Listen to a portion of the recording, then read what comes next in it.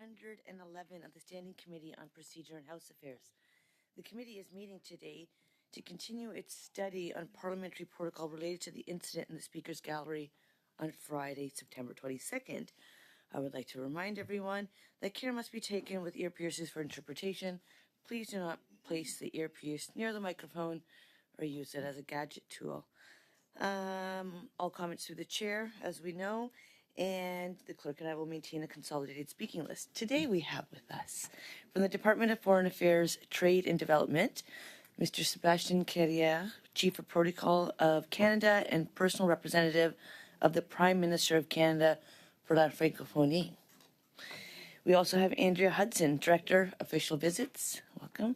And from the Privy Council Office, we have Christine Kennedy, Acting Assistant Secretary, Foreign and Defense Policy Secretariat. So you'll have up to 5 minutes for an opening statement. Is everyone providing an opening statement, or both of you? Perfect. Who would like to go first? We'll give you up to 5 minutes for your opening statement, and then we'll proceed with yourself after. Welcome to PROC. Thank you. Merci beaucoup, Madame la Présidente. Thank you very much, Madam Chairperson, members of Parliament. My name is Sébastien Carrière, and as Canada's Chief of Protocol, I'm pleased to meet you today to explain the role of Canada's Office of Protocol in organising official visits to Canada by foreign heads of state or government. The Office of Protocol of Canada is responsible for the management and coordination of the state's international protocol functions, including a range of services for the Foreign Diplomatic Corps in Canada, high-level visits, and official events hosted by the Prime Minister. Is an important expression and instrument of Canada's foreign policy. Some of the main goals in receiving international visits include to promote Canada, to strengthen Canada's relationships with international partners, and to deepen people-to-people ties. The Office of Protocol coordinates all visits to Canada by foreign dignitaries invited by the Prime Minister and serves as the channel of communication between the representatives of the visitor and federal partners such as the Parliamentary Protocol Office, the Royal Canadian Mounted Police, and the Privy Council Office. We establish and maintain a high-level diplomatic framework within which effective planning between the two governments can take place and issues can be resolved. We provide high-level advice on matters of diplomacy, protocol, and logistics. We develop and implement the visit program in support of the mutual foreign policy objectives of the visitor and the host. In the planning stages of the visit, we are the main interface with the visiting country's embassy or high commission. We develop the program and implement logistical arrangements together with the federal partners with whom we closely coordinate. En ce qui concerne les éléments de programme qui se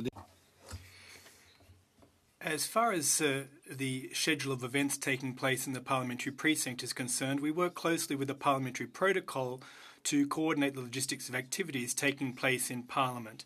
When a potential or confirmed visit includes an activity taking place in the parliamentary precinct, we initiate discussions about the desired program and scheduling events. In the House of Commons, we act as the interface between parliamentary protocol and the foreign visitors on matters of logistics and program implementation. On the day of the address itself, we work collaboratively with parliamentary counterparts to ensure the scenario unfolds as agreed to by all stakeholders, including the foreign visitor. Comme le comité l'a déjà entendu, as the committee has already heard, invitations to speak in Parliament are sent out by parliamentary protocol.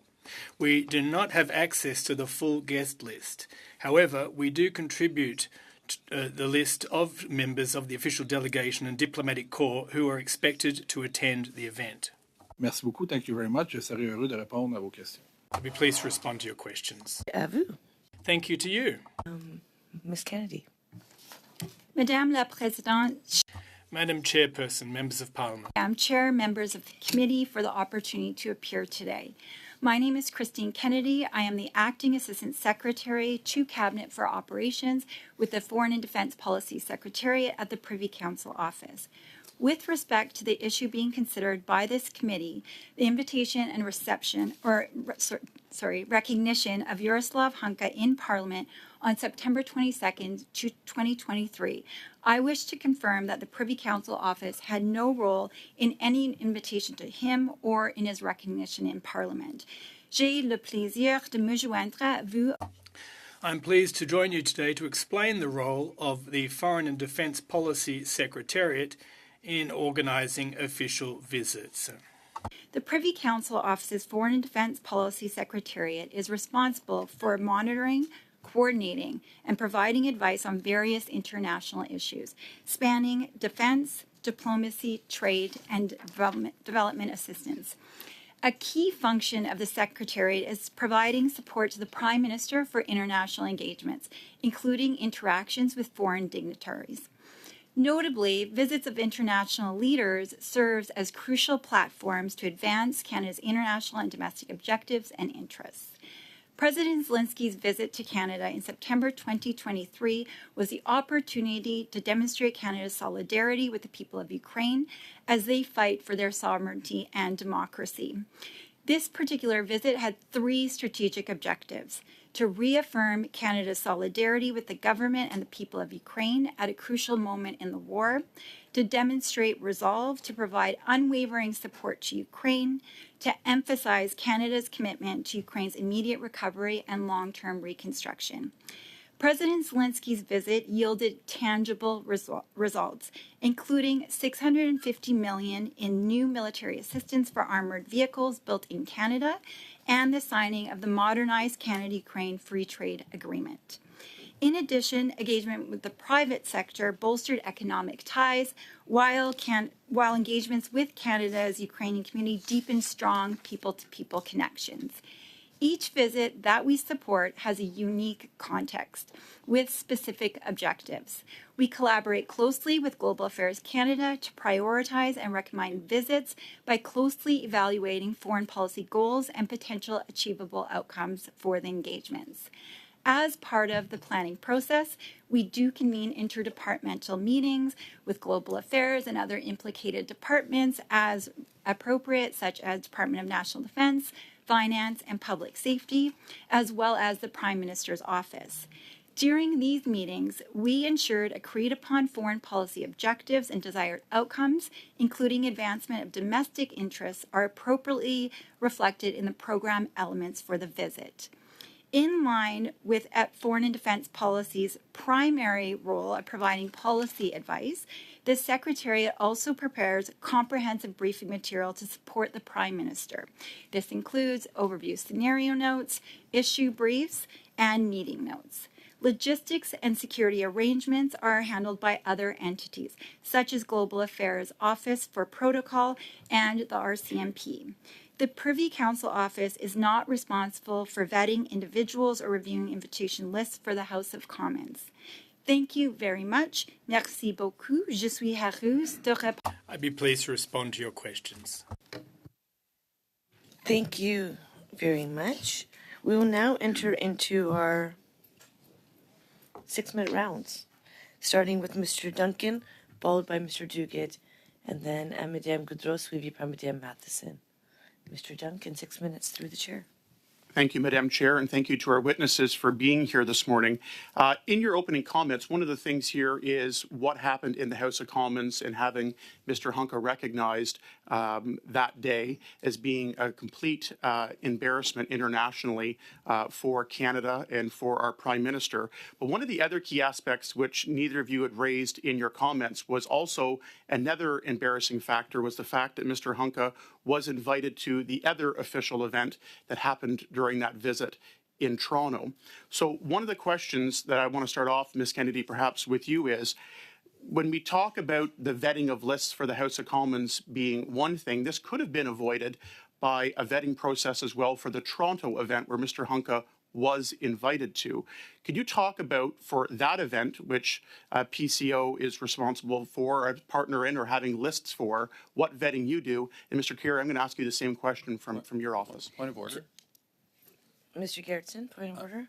Just for clarity, Madam Speaker, my understanding is that we are studying the issue that happened in the House of Commons. Mr. Duncan is introducing something that happened at another event outside of the House of Commons. Can you provide some clarity as to direction in terms of where we're going? So I would have to agree that it is about what happened in the House of Commons. The last time there was more leniency given because the House Leader had come and brought in the other events. So they brought in and expanded the scope. So only appropriate we ask questions when they expand the scope. Versus, I would say our guests are here today to speak about what took place in the House of Commons. I did not hear any reference to anything outside of the House of Commons. I can get try to build. I didn't get the first question out, so I'm trying to make a connection. I think what we're doing is, rather than going too far, Mr. Garrettson and I would have to agree with him in this case. We're remaining within the incident that took place in the House of Commons, and so witnesses will be allowed to answer as you would please. But I think you've heard the question. You want to just let them see if they want to try to answer? I'm just going to appeal that if I could, Madam Chair, because what I'm trying to, I couldn't even get done to have the first question answered here, is that the lack of vetting for other events on that same visit by the Prime Minister's office, the PCO, and the Protocol office, if they'd had, I want to understand what they had for those events. And in the event, the red flags that have been raised about Mr. Hunka and not being recognized should not have been invited, which the Prime Minister's office has acknowledged that the individual we are speaking about should not have been invited to their event. If they had better protocols or what they were, perhaps this would not have happened on the floor of the House of Commons. So I'm trying to correlate very reasonably and very fairly that the official visit here, the chief of protocol is here. They're speaking about the official visit, the entire visit by President Zelensky. It is very relevant to do that. So I'm going to appeal that call and say it's absolutely relevant to try to show how a lack of proper vetting was done in many cases here. There were many opportunities to catch this and we're not. Okay. I'm going to actually, no. I'm moving on. I've told you where I stand. We know what the motion was. You can reread the motion if you're concerned with it, which members decided to pass. So you are well aware, all of you, what we passed. We spoke about the incident in the gallery of the House of Commons. That is why our guests are here today. You've heard the question, and I would now pass the floor back to our guests to hear their voices as well. Thank you for coming to PROC. Thank you for the question, Madam Chair. I'll just be clear right up front. PCO was not aware Yaroslav Hunka was invited to the address or part of the Speaker's speech before the Speaker delivered his speech in Parliament. As you have heard, the list of guests invited to an address in Parliament are managed by the Office of Protocol at Parliament. I would just also add that we were requested from PCO to provide a list of 25 government officials who could attend the address to Parliament, which we did in consultation with key departments such as Global Affairs Canada, Public Safety, and the Department of National Defence to collate that list. Just before, Mr. My question was about the event in Toronto. So both offices here and your offices were responsible for that guest list for that event. I want to know what vetting was done for the guest list where the Prime Minister's office provided an invitation to Mr. Hunka. For that event, what vetting and process was followed to vet guests from that list that your office did invite that included Mr. Hunka? Mr. Garrettson. Mr. Duncan is deliberately and intentionally not heeding to your ruling. You're the chair of this meeting. You have ruled on what is admissible in terms of questioning, and they have to relate to the event that happened in the House of Commons. Now, you ruled on that. You made a decision on that. And Mr. Duncan is deliberately ignoring your ruling and trying to continue to engage along that dialogue, despite the fact that he might not agree with your ruling. So I would encourage you to call him to order, Madam Speaker. Madam Chair.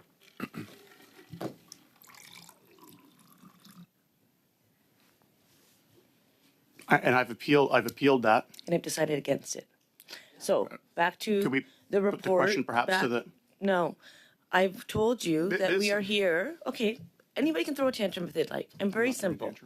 This is really simple. We are here. What's the reason why we're here today? Let me remind us all. I think I said at the beginning, the committee is meeting today to continue its study of parliamentary protocol related to the incident in the Speaker's Gallery on Friday, September 22nd, 2023. Is there a Speaker's Gallery in Toronto? Yes. Is it a different level of government? Yes. Will elections come for all levels of government? Sure. If that's where the interest lies, go for it. But right now, we're in the nation's capital. We're in Ottawa. The gallery we're referring to is in the House of Commons in Ottawa, and that's why our witnesses are here. So, Mr. Duncan, please remain within the scope of why we're here. Thank you. Madam Chair, I'm just going to say here, this is, I would say, an appeal the ruling, and perhaps if the committee has to take a vote on this and challenge the chair's ruling on this, because I'm going to go back and repeat again of where it is relevant to There's the no questions. debate. Challenge the chair. Question, clerk. Did you have an opportunity to? You want to challenge it? Let's go. Well, I did the first time, and then you didn't call the question, so now you're. Let's go. We just called the So question. now- Let's go. You just asked for. Yeah. I did the first time, and then I. You just said those words. I heard them clearly. The question's been called. Challenge. Vote. This is, You said you disagreed with her. You never challenged the rule. Vote. Should be. The question is, shall the chair's ruling be sustained? Can you even ask a question for Toronto? Ms. Romanato? The question is, shall it be sustained? Shall the chair's ruling be sustained? Yes. Okay. Ms. Romanato? Yes. Mr. Lauzon? Wait. Mr. Duguid? Sustain? Mr. Gerritsen? Yes. Mr. Hanley? Sustain. Mr. Duncan? No. Ms. Wagenthal? No. Ms. Falk? No. Mr. Patser? No. Madame Gaudreau? Ms. Matheson? 7 yeas, 4 nays.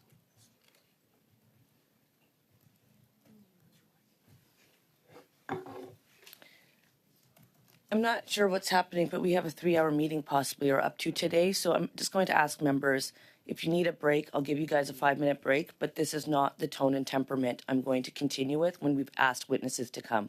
So, Mr. Duncan, are you okay to proceed with why we're here? Because now you've had everything done that you needed. Can we at least focus and let the guests or witnesses provide the information they're here to provide? I'm just stunned at this, Madam Chair, Okay, about so how you- it's absolutely, so, Mr. Carrier, if in your office, in the department, that you have as chief of protocol for official visits, if in other parts and other events that you host, how do you vet a guest list for other things that you might have within your office for events that you have? So thank you for the question. So indeed, there are completely separate processes depending on where the event is. I like to say half jokingly that I'm the Chief of Protocol of Canada everywhere except here, with the possible exception of the PM's corridor upstairs. So the parliamentary guest list was a complete separate from us. Sometimes we feed into those. They'll ask us who to invite from the diplomatic corps to an address or another, and liaise with the visiting delegation on who from the delegation should be invited, if not everybody can be invited. But at no point. But so I can ask Yeah. just in general, for for an event that you're responsible for and would do and have a guest list where you send invitations out, apparently now in theory, without saying something specific, another event that you be responsible for the guest list, can you tell me what your office does for vetting a guest list that you're responsible for then? We don't vet guest lists, Madam Chair. What we do is we get them from the client. The client would be, in this case, either PMO or one of the minister's offices. And they send us a list. Often it's in waves. If you're having a reception or a state dinner of some, you'll do a first wave of invitation, and then depending on the response rate, second wave, third wave, fourth wave. So we don't vet the guests.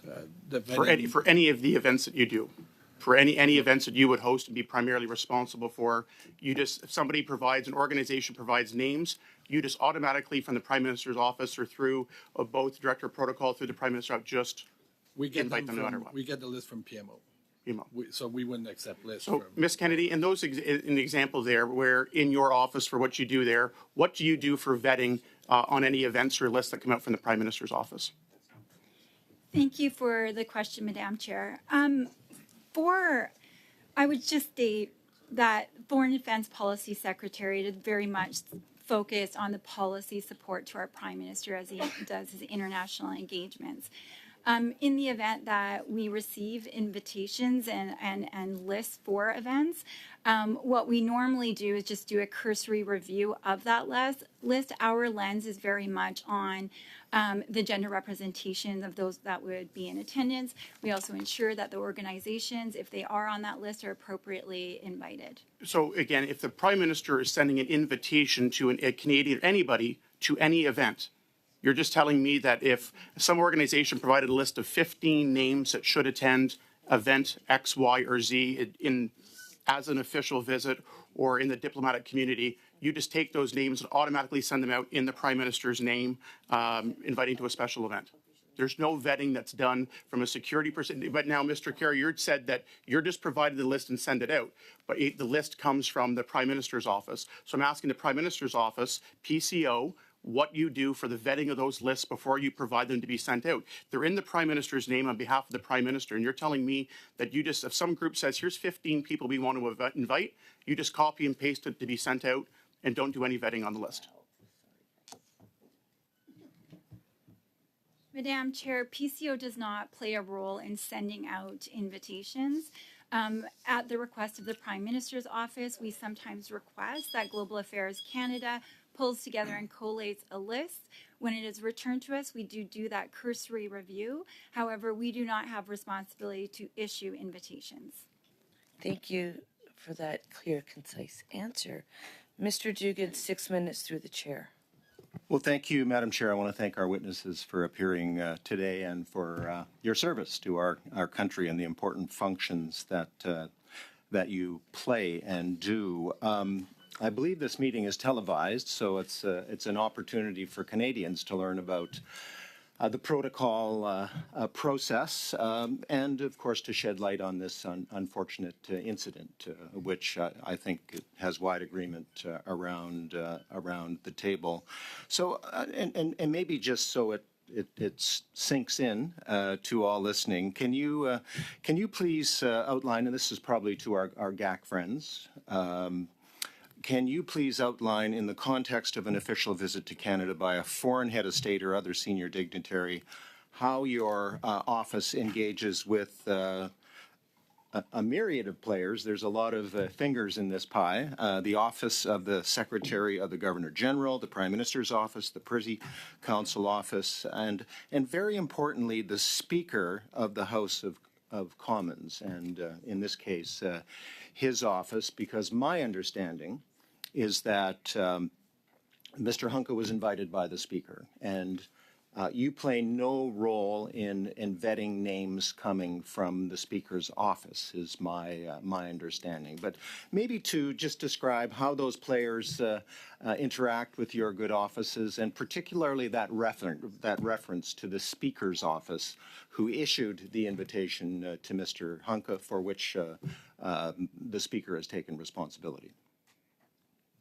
Okay, thank you for the question. So, Madam Chair, it's a pretty fluid process in terms of organizing visits. There are several categories of visits. We have state visits, official visits, working visits, private visits. I can get into the details of that if you're interested, but essentially a state visit would be hosted by the Governor General. Official and working visits would be invited by the Prime Minister, and a private visit is just a head of state, visiting family or a private visit to Canada with no interaction with our leadership. So visits are often initiated through the course of a bilateral meeting at a summit or an incoming visit or diplomatic exchanges. And then the visit itself and the dates of the visit and the type of visit will be confirmed through extensive consultations as appropriate with Rideau Hall, Prime Minister's Office, with PCO, geographic divisions within Global Affairs, and the two embassies or high commissions. The visits division, so my bureau has three divisions. One does visits, one does events, the other manages the diplomatic corps. So the visits and the events division are the two sort of key implicated division. We'll then start, providing logistical and protocol coordination in close collaboration with the, Rideau Hall, PMO, PCO, GAC, RCMP, and so on. And this is where the Parliament piece comes in. If there's a parliamentary component to it, we will liaise with parliamentary protocol And to be clear on the Speaker's office, we have no direct relationship with the Speaker's office.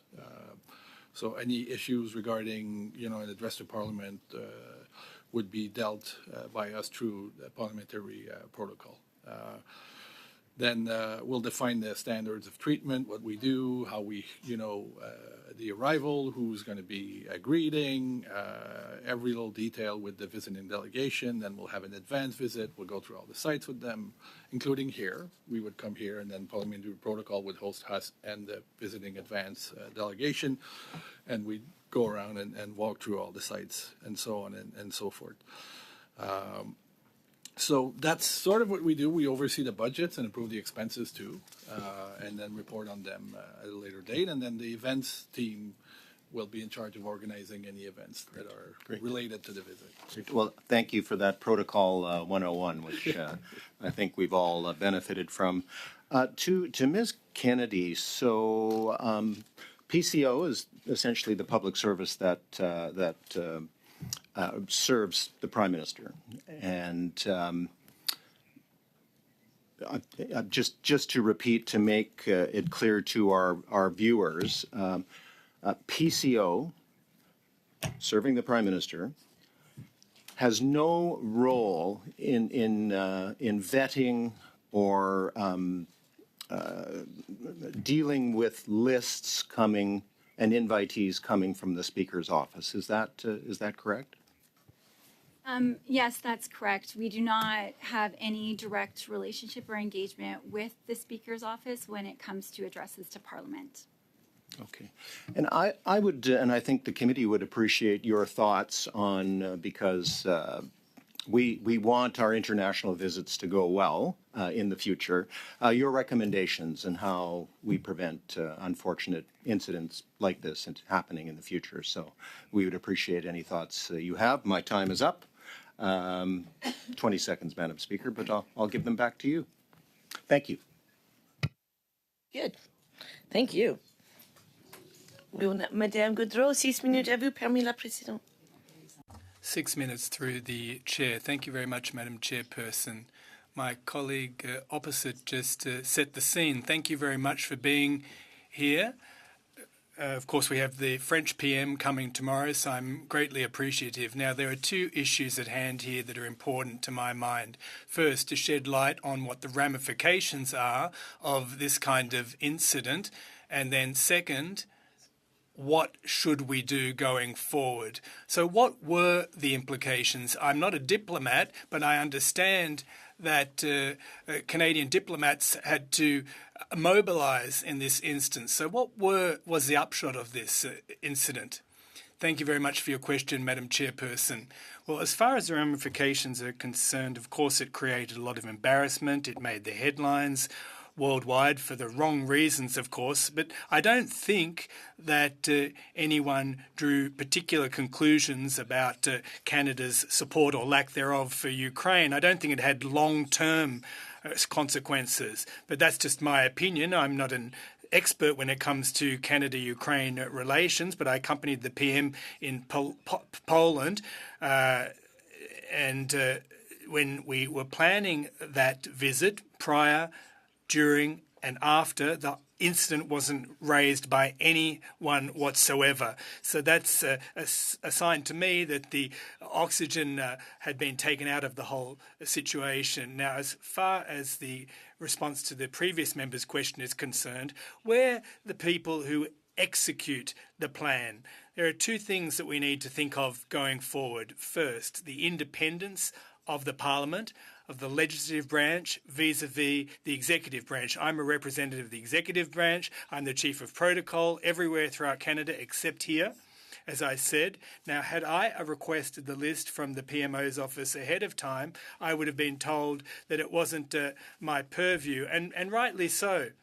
I'm a political scientist by training, and I learned those basics at university. So I don't know how we should avoid this kind of occurrence going forward from someone looking in from the outside. If I understood correctly, the Speaker of the House made remarks after the incident, and obviously there were certain things that didn't go right within in his office, and the Speaker's office, I believe, has conducted an overview of the vetting of these speakers' list of guests.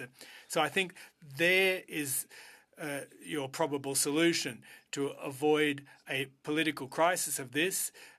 We wouldn't have the executive scrutinising or vetting the list of the Speaker of the House. Madam Chair, what I understand is that, well, essentially, we're trying to make sure that this kind of thing doesn't happen again, especially since it's obviously something that's highly sensitive.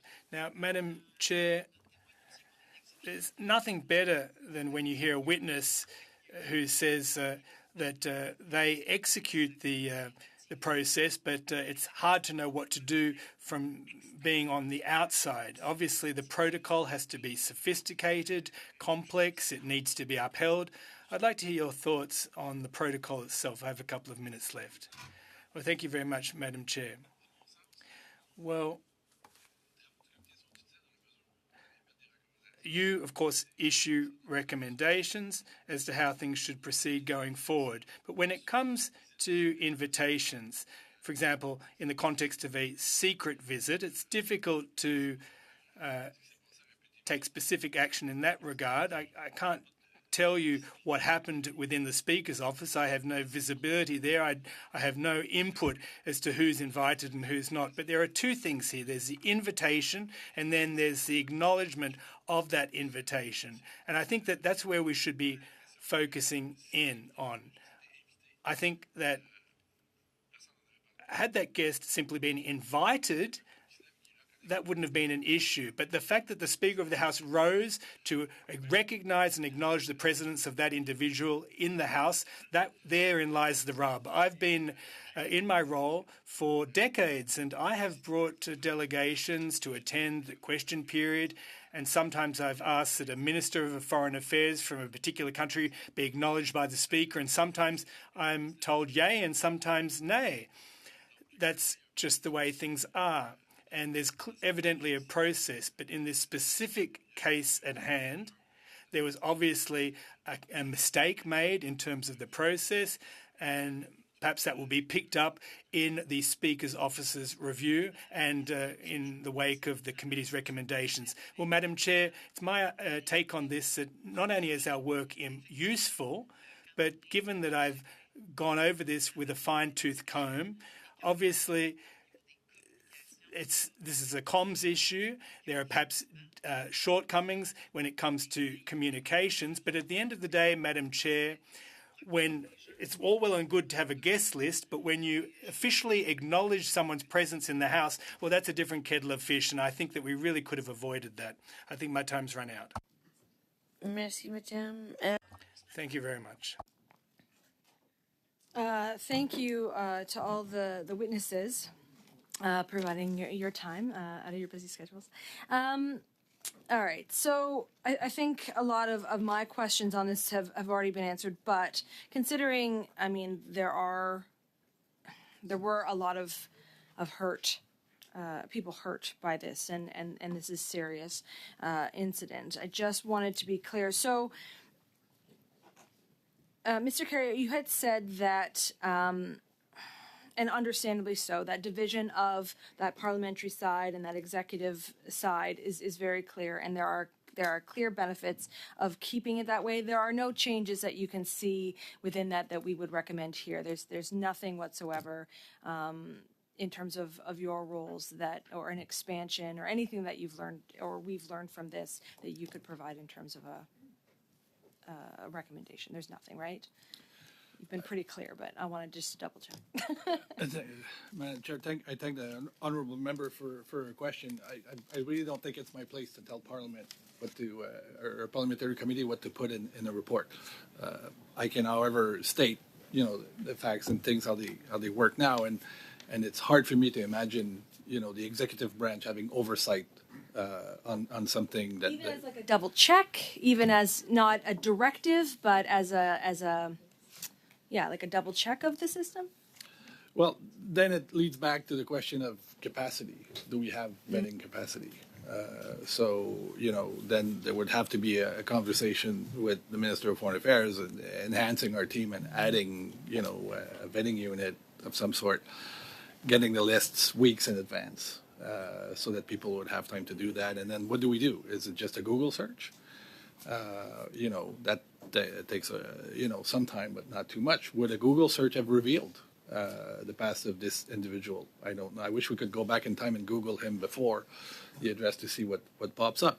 And then you go further and turn to our security agencies to vet. And then they would say, are you crazy? We're not going to vet 1,000 people. The RCMP does, police databases and the like. But reputational vetting is a whole different ball of wax. Yes, and our protective services, the Sergeant of Arms was quite clear on that as well in previous testimony that they had that under control. It was a matter of resources, and if that's the will, that we change things. But you're basically saying the same thing. It's just as a viewpoint or as a spectator of all of that. I understand that. Ms. Kennedy, you had talked about PCO not doing that vetting. You had referred to it as a cursory review, which is fine, I understand. And you specifically said that you might look at those lists, those outside lists, to ensure that there was gender representation and that rules of protocol were abide by. Is there anything else that you would look at in any way, shape, or form, just to be clear on that? For the Foreign and Defense Policy Secretary, it's not within our mandate to conduct the vetting of invites. We very much rely on other entities within our system to do that. However, before forwarding it on, we do take a look at the list just as a cursory review. Often we don't have a lot of time to do that.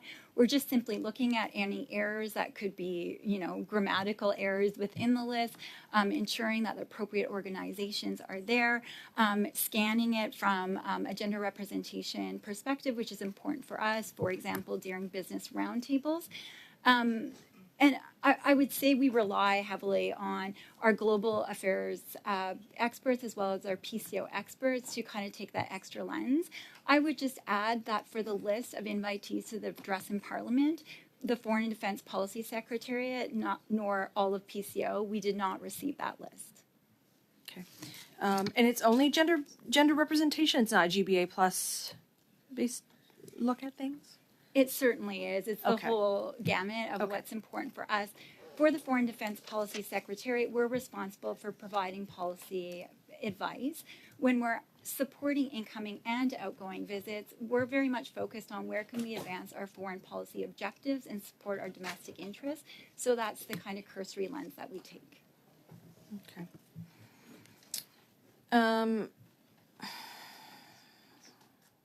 To be perfectly honest, I don't think I have any other questions. Thank you, Madam Chair. Thank you.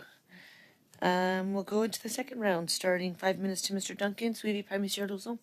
Mr. Duncan. Thank you, Madam Chair, and again to our witnesses.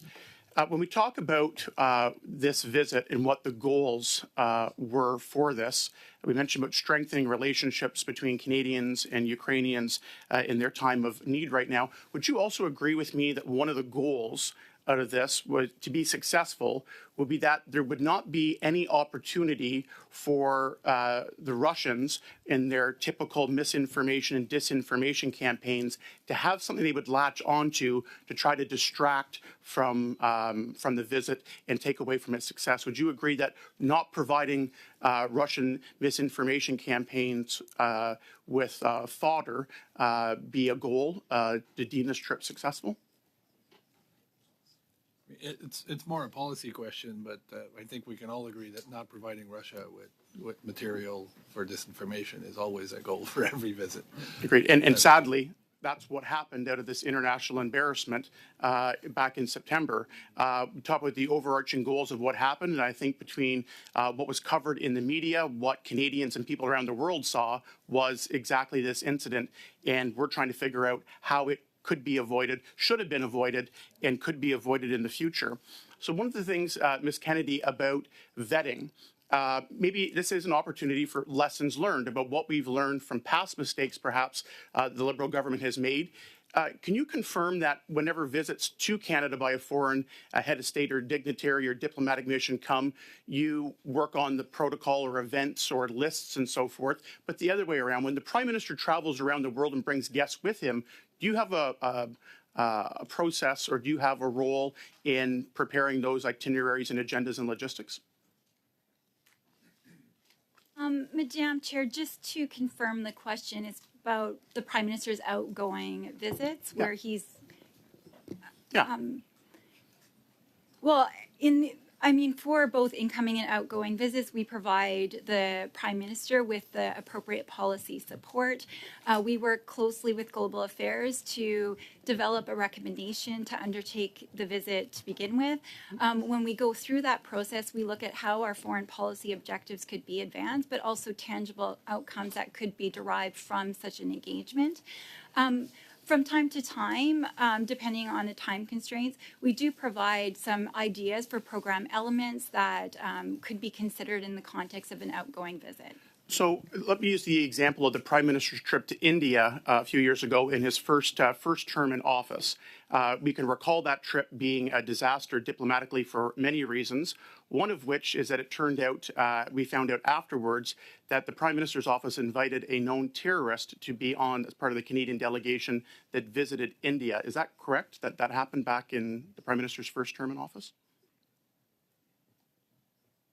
I was not in my current position at that time. Well, I can confirm that that did happen. And what I would say is, in terms of the lessons learned, at that point, the importance of guest lists, who the Prime Minister invites either to attend an event when foreign dignitaries are visiting Canada and having official events in Office of the Protocol domestically, but then also internationally, we found out the international embarrassment that was caused by not vetting guests properly when there are diplomatic missions and international relationship building around the world. So I ask Ms. Kennedy, in your work and any of the things leading up to this visit in the office and the work that you do, from that visit in 2017 where a terrorist was found to be on the Prime Minister's guest list for an official visit to India at that point. Point of order.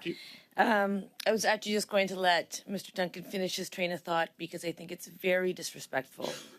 When I have stated why we are here today, you have challenged the chair, we've had a vote, and then you're choosing to not only ask questions but answer them for the witnesses.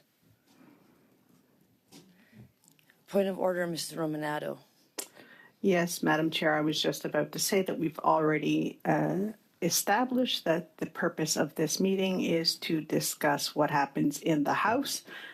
As you said, that was challenged, voted down. We have witnesses before us to discuss what happens in the House, and I'd like us to remain on that subject. Thank you. Point of order, Chair.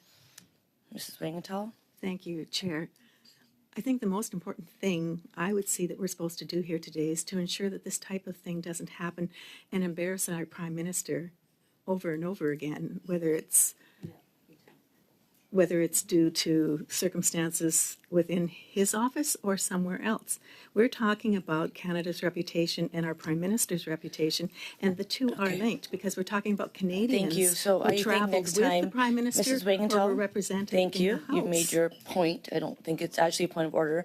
I would encourage you perhaps next time when negotiations are being passed as to what the committee will be doing, and as somebody, I know you weren't here, but perhaps they have briefed you, the wording is basically exactly what was offered by the Conservative Party. The witnesses who were invited are basically exactly, and it was not a smooth process as to what was passed in this committee. So members are very well aware as to what took place here. I understand the motion We're not having and a how back and forth. particular Thank it is, you. but it requires I'm going to go back feedback to from other dynamics to make Mr. sure Duncan, that is done. reminding you as to the purpose of the meeting. I have another point of, and I have a point of order. Mr. Gerritsen, you have a point of order? Going to follow up on that, but no need. Sorry, I didn't even hear you. Thank you. did. Thank you. I'm glad Mr. Patzer is concerned about your points of order. Thank you for all this assistance I'm getting here today. Mr. Duncan. My point of order to say about the continued reference to the motion that was passed by PROC was on November 21st. I had attempted and trying to attempt unsuccessfully and being blocked from talking about an access to information request that was provided in the media on February the 5th. So when we passed this motion on November 21st, the information was not revealed. I'm trying to raise new information that is very relevant to the individual named in this study that we are looking at and being refused to. So if we're going to reference this November 21st date by PROC, we should also acknowledge that new information has come since that motion was passed in November 21st, and I have every right to be able to raise that and ask questions. Mr. Gerritsen? On that point of order, I would respectfully disagree. Mr. Duncan doesn't have the right to do what Mr. Duncan has the right to do is to keep within the scope of this motion. He certainly had the right to try to amend the study. The Conservatives could have come forward and said, we would like to now broaden the scope of this study, and the committee could have debated that before inviting witnesses. But when we invite witnesses here who think that the meeting and the study is about one thing and then try to introduce new topics when they arrive, it's unfair to the witnesses. So you've ruled on this many times. You keep getting pushback from Mr. Duncan on this. He's not respecting your role as a chair, Madam Speaker. I would strongly encourage you to ask him to come to order, or perhaps he would not like to participate in the meeting if he's not capable of staying within the rules that you have very clearly laid out.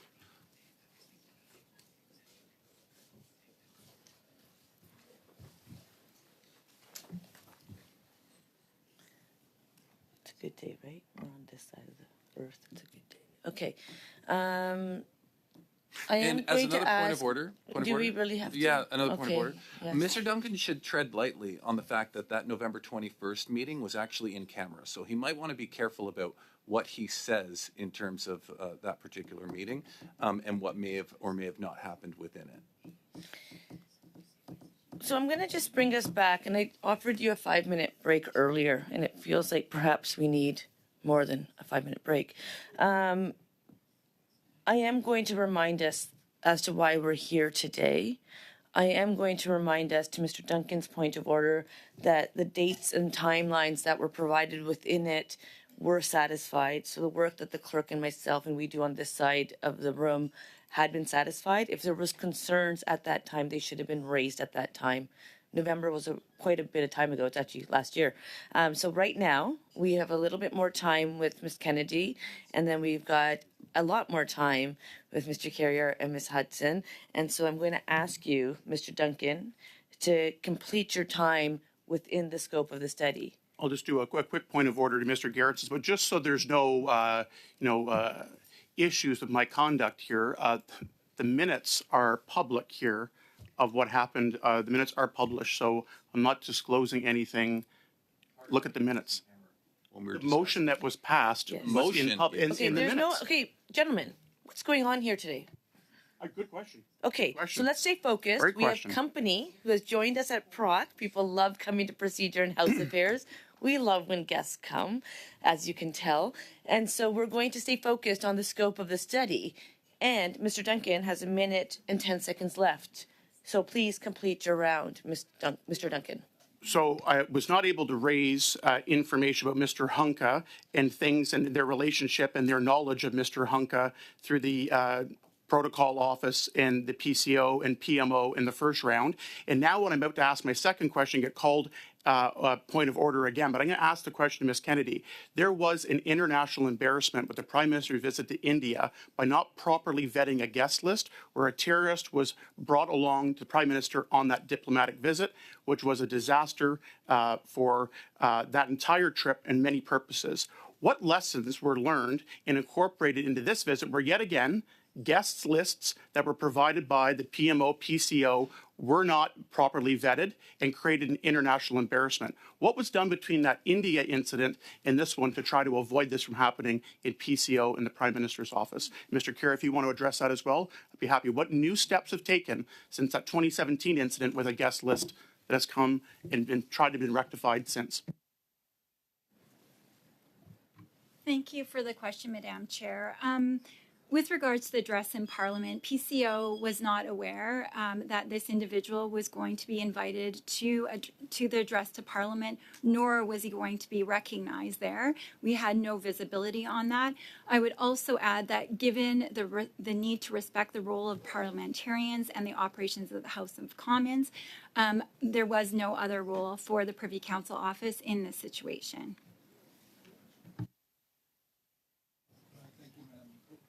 Yeah, thank you, Madam Chair. I have no information on 2017. It was not in protocol or on the India desk. What I do know is that I think there are steps that can be taken to avoid another incident like this here at the House of Commons with the Speaker's office. And my understanding is that that procedure has been reviewed, and I'm pretty certain that the committee can find new recommendations to make sure that that doesn't happen again, because that's the incident that made the news, not the Toronto event.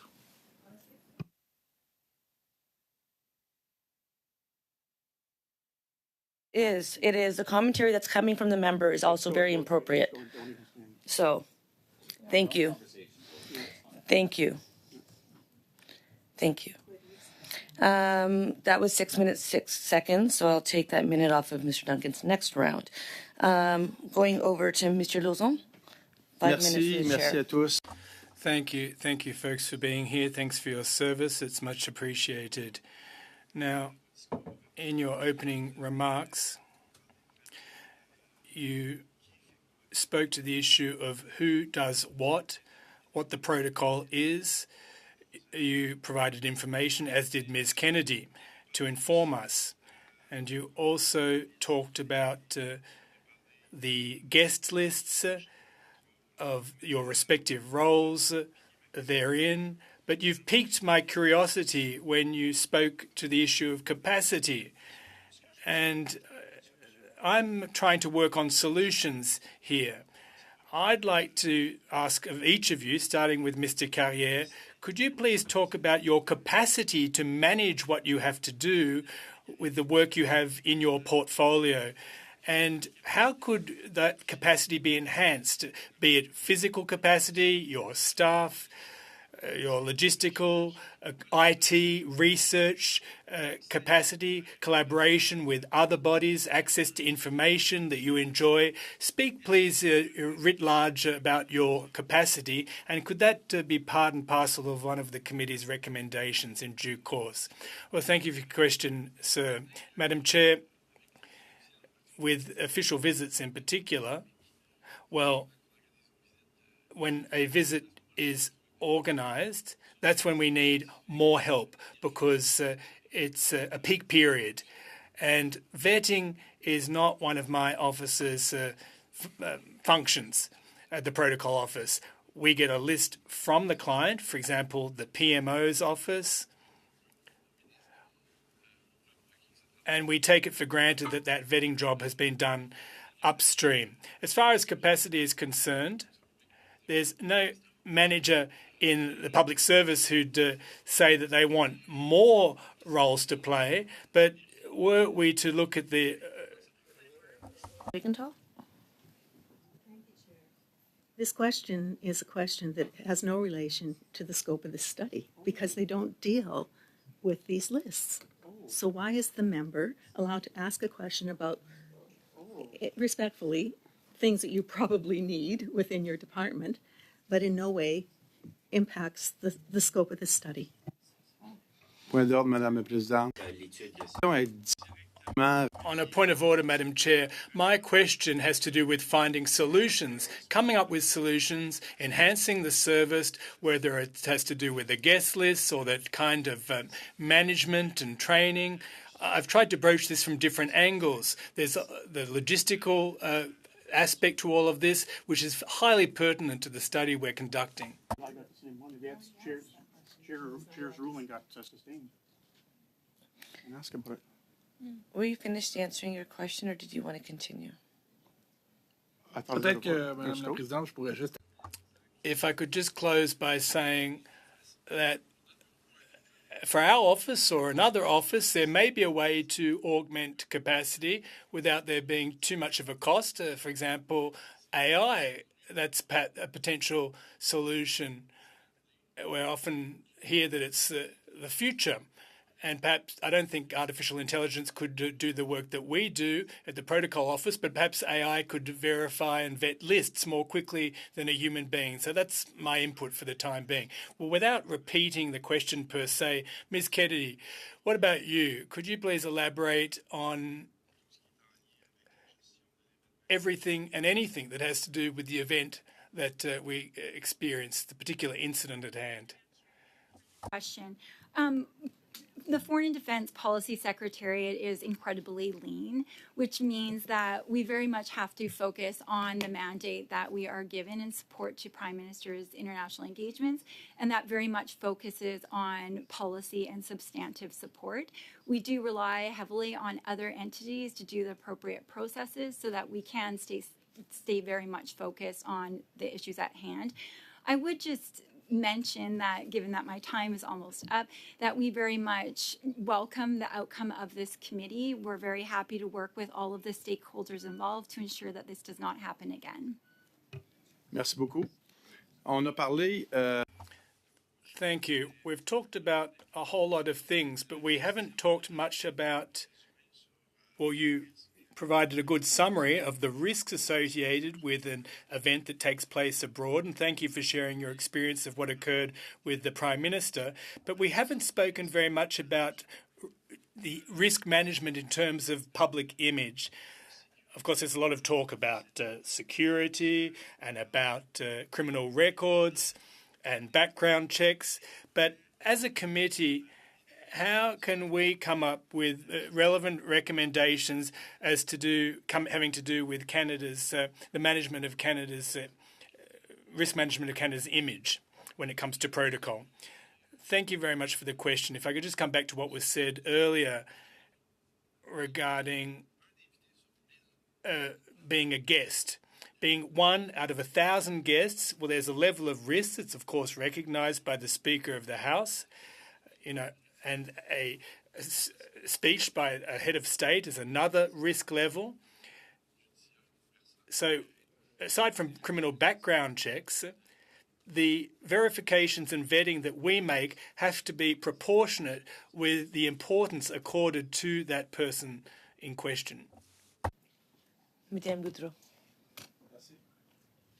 Merci, Madame la Présidente. Thank you, Madam Chairperson. Well, what's just occurred over the past hour is completely unacceptable to my mind. We're supposed to be responsible members of Parliament here, and I'm going to conduct myself as an adult. So, first, I'd like to thank you for being here. Second, Madam Chairperson, when witnesses starting to repeat themselves, that means we've derived the maximum amount of input from them. Now, at committee, are we able to glean experience and lessons? I had about 30 questions, the majority of which have already been answered. So given what's ahead of you tomorrow, and I know that you have a lot of work cut out, you have your work cut out for you, so we don't want to waste your time. As far as I'm concerned, Madam Chairperson, I have no further questions. I'm sure that the witnesses are going to provide us a more detailed breakdown to some of our questions. We don't want a big round table about this. These witnesses have their expertise, and I think that it's been an invaluable hour, but for me, and that's enough. Thank you very much. On a 1 heure avec PCOME, 2 heures. We have... Continue avec Madame Matheson. Ms. Matheson, the floor is yours if you wish. Well, it was just a suggestion. I want to be efficient, I want to be respectful, and I don't want to waste witnesses' time to score political points. I'd certainly be in favor, in agreement with Madame Goudreau. But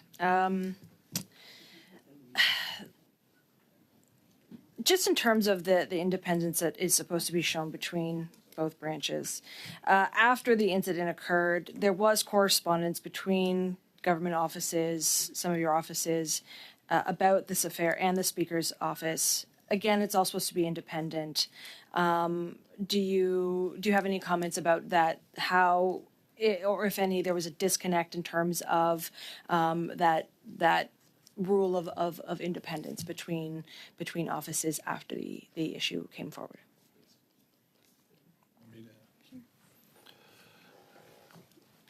Thank you to the honourable member for a question, Madam Chair.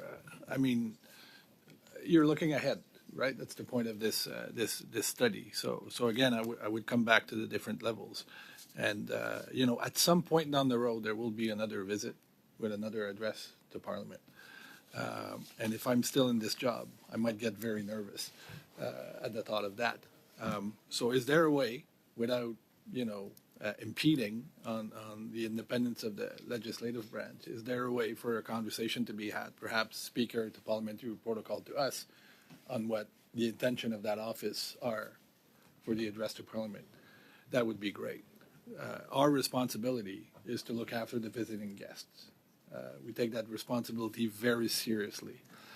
And I was shattered when that came out, when that happened. It came out after President Zelensky had left. It had been an excellent visit on all fronts, and then this came out and sort of shattered everything, and I felt extremely bad for President Zelensky. So perhaps finding a way, while respecting everybody's prerogatives, to include any additional elements in the speaker's gallery to our conversations with all the various federal partners that we deal with on the visit. Maybe that's something that we can look at going forward. And how many? I know this may be difficult, but to estimate your best guesses, how many visits do you arrange, say, in a given year? How many have incident, and how many do not have incidents? Actually have numbers. This question comes up often. So of course, can I? Right. So it varies year to year. Sometimes there could be an election. Sometimes there could be a pandemic. But I have 2023 numbers just to give you a sense. So we had 33 incoming visits. So that's state visit, working, ministerial, official, private,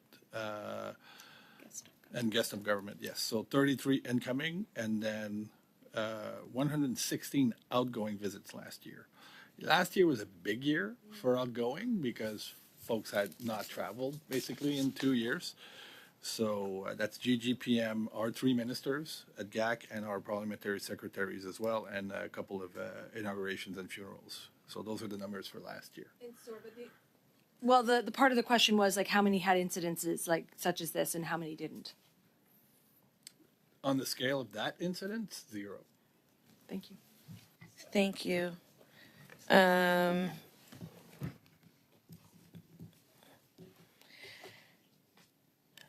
Ms. Kennedy, I'm not sure that you're able to stay. I know you were invited for 1 hour, so your time has come to an end with us. But if you'd like to stay, you're welcome to. But I can see that you need to go.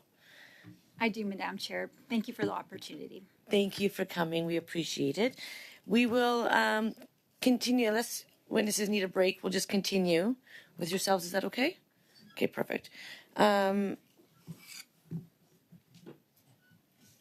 I think I'll just continue with our list. Is that okay?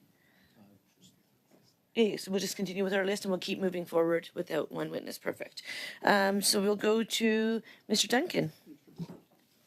Mr. Berthold. Yeah. Merci beaucoup, Madame la Présidente. Monsieur Carrière, Madame Hudson. Désolé d'avoir manqué. Chair. Thank you very much, Madam Chair. Thank you for your appearance today.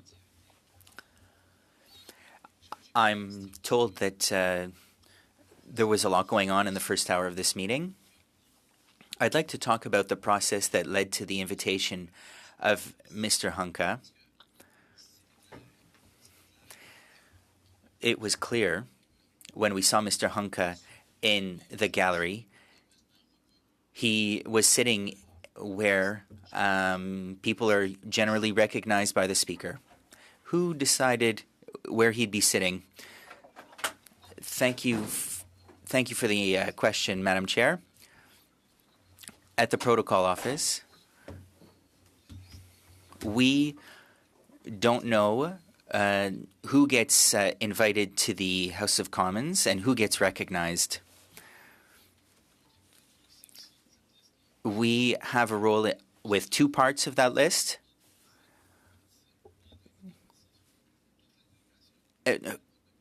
Sometimes there's enough room in the gallery. And who is part of the diplomatic corps here in Ottawa? Sorry to interrupt you, but normally when there are folks from the diplomatic corps, the protocol officer is automatically involved because you reserve a number of spots for members of the diplomatic corps so that the speaker can acknowledge them. Isn't that correct? Yes, when it comes to the diplomatic corps in Ottawa, yes, that's true. Now, does someone advise you at that point that there were some seats or spots that were not available because the speaker had reserved those spots for some particular individual? Response: well, everything we do is at the request of the Parliamentary Protocol Office. They say which ambassador or should be invited, but we don't go into the seating arrangements. No, you don't get involved. Oh, so you don't get involved in the seating arrangements in the House of Commons. You just say we need X number of spots, X number of seats to the Parliamentary and House of Commons Protocol officers.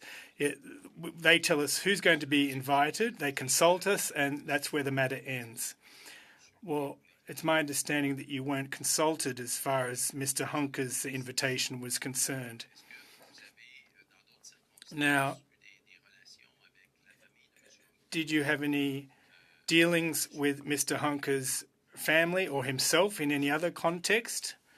Response: we sent the invitation for the event to Toronto, and I think that you saw that. That was the subject of an access to information request. It was an email sent to his personal address, and we didn't get any response to that.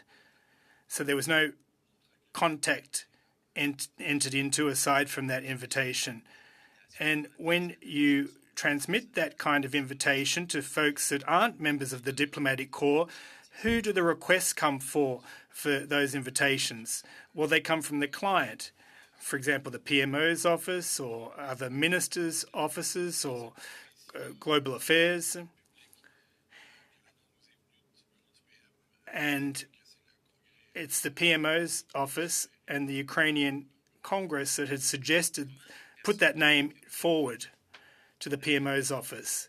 Now, how is it that an individual who hasn't responded to a protocol request actually gets to take part in this kind of event? I know it's complicated. You have a name, you submit that name, but how could that individual have taken part at the end of the day at the event in Toronto? Well, Madam Chair, there are two very separate and distinct processes, as I alluded to earlier.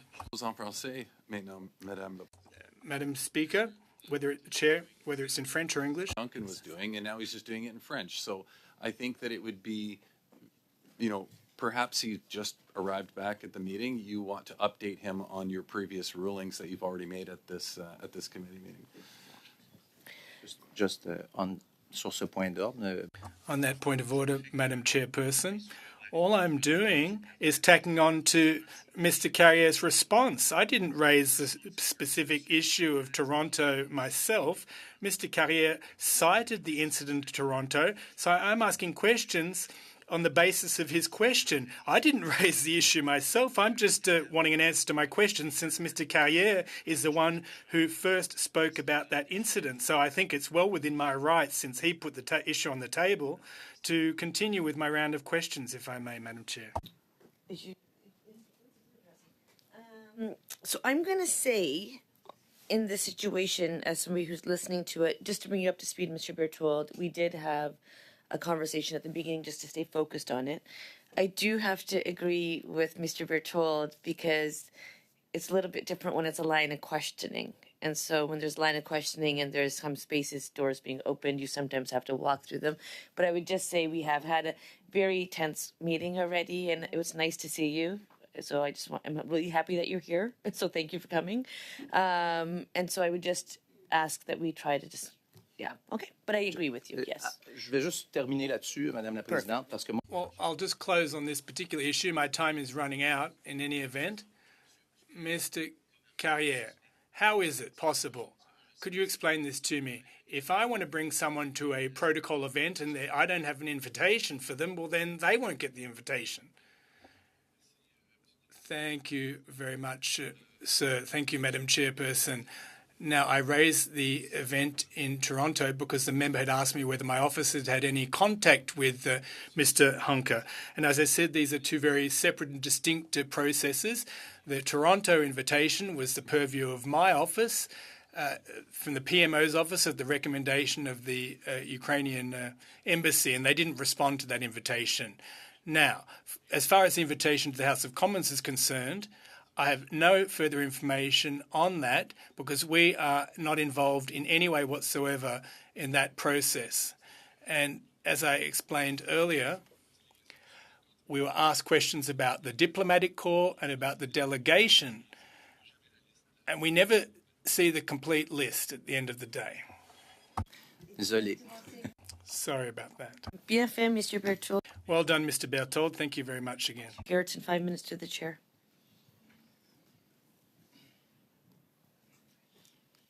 Thank you, Madam Chair, and thank you very much for being here. If I understood you correctly in your opening statement, you said that your role for protocol is everything basically outside of this building, with the exception of maybe a hallway or something. Is that true? Yeah, so the parliamentary protocol is in charge here on the Hill. But we do, upstairs, the PM's corridor, they call it, where the PMO is, in the cabinet room. But you certainly don't have jurisdiction, or for lack of a better term, jurisdiction over the chamber. No. But yet you're here absolutely not. as a witness on a study that we're doing on something that happened in the chamber. And I want to echo the comments of Madame Goudreau. I greatly appreciate the work that you do. I found it very interesting, if the purpose served nothing less than understanding what it is exactly you do in developing those relationships and maintaining those relationships between Canada and other countries, and the work that you do is incredible. But I would agree with Madame Goudreau that I think we have kept you here long enough. We are starting to ask the same questions and get the same answers. So I appreciate your time here and everything that you do. But Madam Chair, I think that with that, I would move that we adjourn the meeting.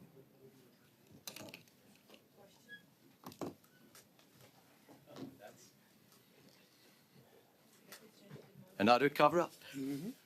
Yeah.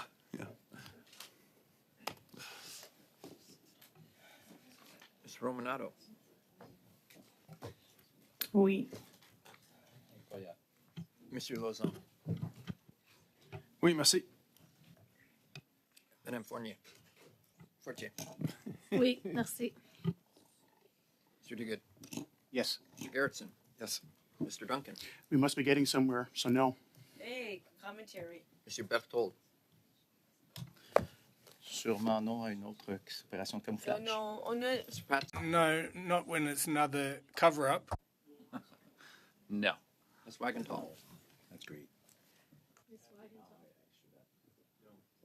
No, sorry. No. Hey. Madame Gaudreau. J'aurais aimé ça l'expliquer, mais c'est non. I would have liked to provide an explanation, but I'll stop at no. Yes. 6 yeas, 5 nays.